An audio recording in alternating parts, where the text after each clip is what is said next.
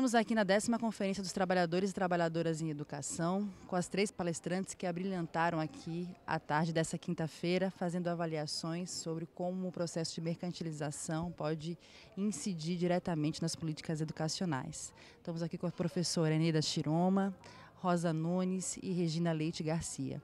Eu vou fazer pergunta para vocês, para cada uma, e aí eu passo o microfone para que a gente possa socializar um pouco as informações. Eneida, dentro da sua palestra, você tratou um pouco de como é que é esse gerencialismo do Estado e como é que isso interfere nas políticas educacionais. E aí a gente faz a pergunta. A redução de gastos com o pessoal da área pública e uma administração mais racional, centrada nos resultados, medições, vem sendo aplicadas em várias políticas públicas. Como essa equação pode interferir nas políticas educacionais?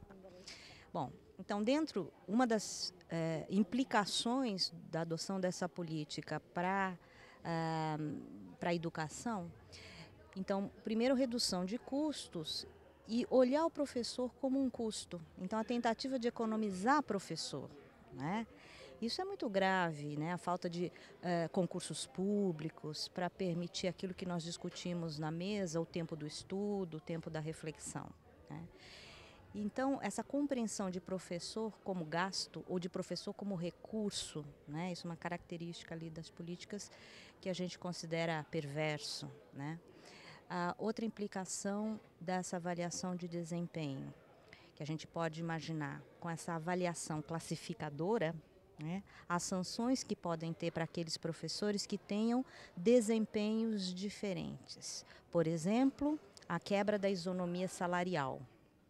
Professores que receberão diferente em função do seu desempenho, do resultado, portanto, do resultado que interesse mostrar. E que o professor não tem absoluto controle sobre isso, quer dizer, a nota de um aluno, o aprendizado do aluno não pode ser tributado a um professor, a qual professor, como ele vai ser responsabilizado integralmente pelo resultado do aluno na prova. Existe um conjunto de variáveis que não estão consideradas ali. Pode interferir ou não? Né? Pode interferir, porque tem uma coisa que é tão grave quanto essa, que é o fato dos professores e professoras no Brasil vêm perdendo autonomia, não por isso, por uma outra razão. Porque as secretarias de educação estão mandando pacotes para as escolas, a serem seguidos religiosamente, a serem controlados por alguém da empresa que vendeu o pacote e da Secretaria de Educação, para ver se ela está fazendo naquele dia, naquela hora. É inacreditável. Nem Napoleão sonhou com tanto controle. De fato, assim, tem uma relação, a Rosa apresentou um pouco de alguns elementos, e a gente, dialogando mesmo com essa interferência da Regina, aí vem a pergunta, né? O modelo neoliberal da educação, né, cria mecanismos de controle da atividade docente, penaliza e discrimina professores e alunos? Ora bem, o Estado portanto, é quem decide da formação de professores. E ele não é autofágico. Portanto, a formação de professores com um currículo arquitetado pelo Estado tem o pressuposto de servir o Estado capitalista, não é? Que não se diz capitalista, visto que nas nossas democracias de baixa intensidade as funções de legitimação do sistema capitalista, para serem exercidas, têm que obstar a que o Estado se apresente como capitalista. Portanto, a interferência, é óbvio, a interferência que tem de ter no sentido de formar o cidadão que convém ao sistema, não é? E a verdade é que a formação de professores é o lugar como é dito, enfim, já há muitos anos por alguns sociólogos muito preocupados com esta problemática, é o lugar de maior concentração ideológica. Portanto, eu penso que é da natureza da própria formação de professores, justamente para pôr o dispositivo de reprodução na escola. E falando em reprodução, eu acho que a reprodução de Pierre Bourdieu nunca teve tanta atualidade, tal como o marxismo nunca teve tanta atualidade, e não é por acaso que nunca foi tão lido na Alemanha, por exemplo, como agora. Portanto, temos aí, para invocar um autor que diríamos completamente ultrapassado e que retoma a questão dos aparelhos de Estado, não é? Althusser. Portanto, temos o grande aparelho de reprodução do cada um no seu lugar, não é? No sistema educativo. É, de facto, o grande aparelho dessa reprodução. Nessa discussão sobre o processo de formação, né? E aí, na sua palestra, você provocou os professores e professoras aqui de Sergipe para analisar que existem duas frentes de luta. Uma frente que dialoga diretamente com as condições de serviço, com o ser profissional, enfim. E uma outra frente que dialoga com a atuação educadora do profissional de educação, né, no seu ambiente de trabalho. Da importância de nunca analisar um conteúdo pelo conteúdo, né, de sempre refletir, de sempre criticar, de sempre sair da zona de conforto e provocar nos alunos um processo de análise, de reflexão. Eu queria que você colocasse um pouco para a gente, Regina, nesse momento.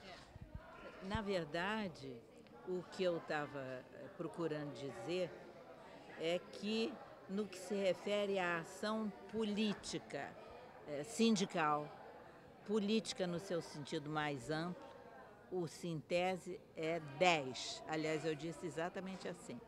Agora, tem uma ação política que se dá no cotidiano da escola, na sala de aula, na formação desses alunos que passam pela mão dos professores e professoras. Nós estamos formando novas gerações. Para que e como? O que eu procurava alertar é que o para que e como são politicamente da maior importância. Não são pedagógicas apenas, aliás, nada é pedagógico apenas. Aliás, nada é só isso ou só aquilo. Tudo que se faz é político.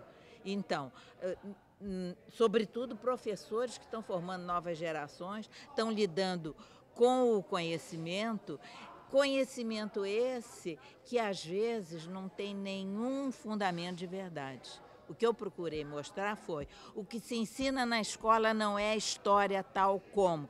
O que se ensina, de um modo geral, não é a geografia tal como hoje se vê a geografia. E assim sucessivamente. E o pior é que quem está dando aula de geografia, de história, de matemática e de língua portuguesa também não teve essa formação, porque foi formado, todos fomos, numa visão eurocêntrica, que interessava a quem? Claro que não ao Brasil.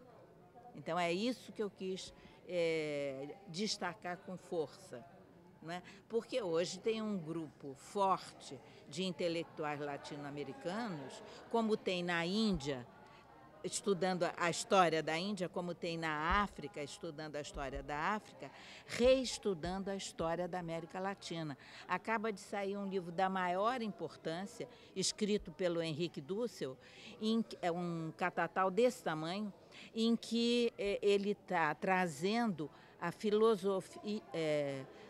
filosofia na América Latina, Caribe e latinos, porque ele vai até aos latino-americanos que estão nos Estados Unidos e que alguns são intelectuais importantes. Então, esse movimento, não é possível que a escola não tome notícia e que a universidade também não tome notícia. Então, fica aquela coisa ainda resultado de uma escola eurocêntrica que é a que nós tivemos. É isso que eu quis alertar muitíssimo. Que tem coisas a serem ensinadas na escola e que, como os professores nem sempre sabem, não podem ensinar, porque não conhecem. Eneida, na sua palestra você utilizou um termo da cultura de medição, né? Eu queria que você explicasse um pouco desse conceito e fazer uma reflexão sobre essa questão do gerencialismo, né? Ela se preocupa com a qualidade da política educacional ou com a redução de gastos para essa área? Então, eu acho que a questão da cultura de medição, estávamos comentando na mesa, que como avaliar é importante, todo professor avalia seus alunos, avalia como processo, avalia para saber onde ele precisa intervir, qual a apropriação que o aluno fez do conteúdo. Então, avaliar é parte da nossa tarefa, é parte do trabalho de todos os professores. A questão que está colocada é quando essa avaliação é reduzida à quantificação, a um índice, a um número, e que serve para ranqueamentos, para classificação. Por isso falamos em classificação e rotulação. Que, como eu coloquei nas questões impertinentes, né, ainda não está dito, não está claro quando se coloca. Nos estudos também da América Latina que estão implantando a avaliação de desempenho, que uso será feito dos resultados? É um uso para diagnosticar e atuar aí com política pública sobre a formação docente, equipar adequadamente a escola, dar atenção para aquele aluno que está precisando para então poder elevar essa qualidade da educação, ou é uma medição e que a gente está vendo tem sido feita com uma periodicidade anual? O que se muda em um ano, depois que se diagnosticou os problemas? Quer dizer, sobretudo quando não se cria espaços de atualização permanente do professor. Não a partir do que o Estado acha que deve ser, mas a partir do coletivo de professores. Não tem trabalho bom em escola se não tem reunião político-pedagógica, é ou não é? Não existe isso. E a ideia também de que o trabalho pedagógico é eminentemente coletivo. Claro. E porque a medição vai se dar em cima do indivíduo. Então, aquela ênfase no indivíduo, né, que colocam mais para competir, para correr na frente, para pensar no seu bônus ou no seu incentivo, na sua gratificação. Outro critério que é preocupante, além dessa quebra da solidariedade da categoria, né, a diferença de remuneração com gratificação por desempenho leva a um outro problema, que é a separação, a segmentação de um contingente muito importante, que é dos professores aposentados. Como se aferirá desempenho de quem não está na ativa? Eles estarão fora, então, dos reajustes salariais, etc. Então, uma outra intenção muito grave, que é de separar o salário dos da ativa do salário dos aposentados, né? E dos que estão licenciados, por licença saúde, aí eles não terão avaliação de desempenho. Enfim, não está muito claro os usos que farão disso, e nesse sentido, redução de gastos públicos com a área educacional, esse sentido da eficiência financeira, não é? É isso que a gente tentou problematizar na fala. Não é o não avaliar, porque a avaliação é parte do trabalho, é necessário, né? Mas é essa avaliação com a intenção de reduzir custos. Isso terá implicações para o professor, para a sua saúde, terá implicação para a categoria, implicação para a organização, lutas sindicais, que a gente vê com preocupação. Professora Rosa, dentre a discussão sobre o quanto o modelo neoliberal ele interfere, enfim, em todas as esferas da vida cotidiana, a gente faz uma avaliação muito forte, e é uma coisa que está acontecendo aqui em Sergipe e em outros estados. Eu acho que é uma questão em outros países. A discussão sobre os pacotes educacionais, né? Em Sergipe, já foi implantado um pacote chamado Alfa e Beto. E aí é uma discussão muito complicada, porque ao mesmo tempo os professores lutam pelo processo de gestão democrática, para que os professores possam ter voz e vez e que a comunidade possa participar do processo.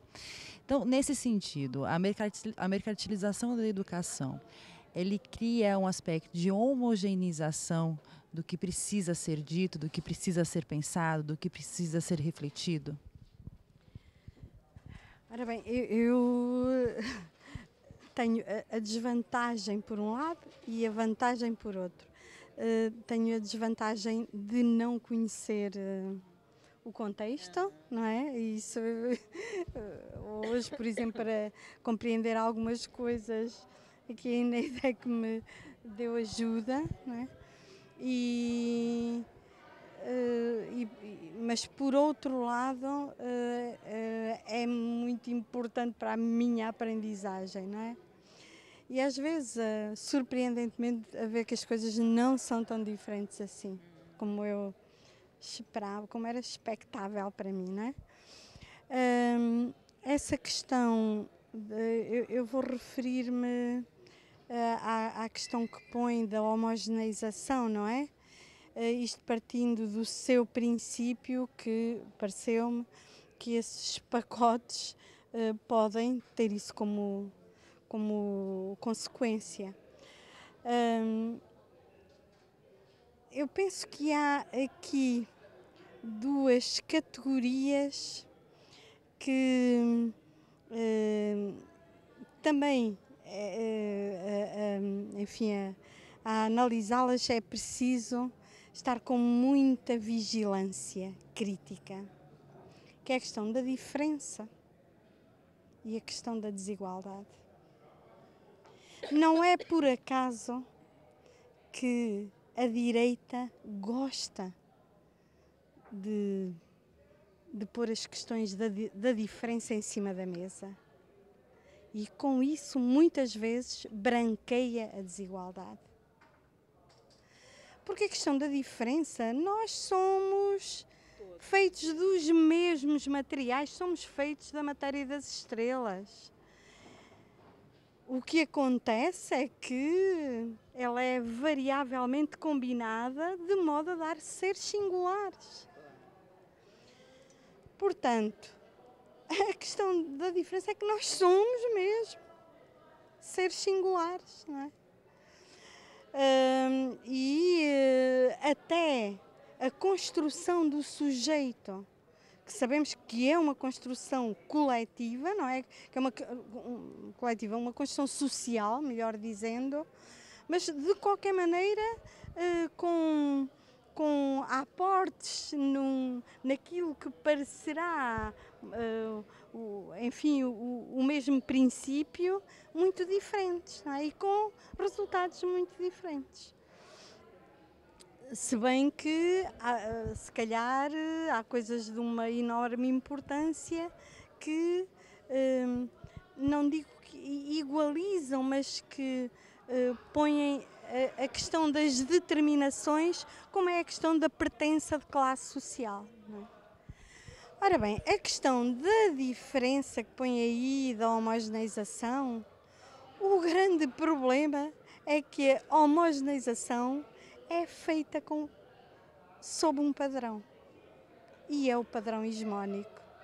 De certeza não conheço isso dos pacotes, nem nada, pronto, mas com certeza que aquilo que veicula na direção dessa homogeneização é aquilo que convém a quem tem condições hegemónicas para se impor culturalmente, educacionalmente, economicamente, etc. Não é?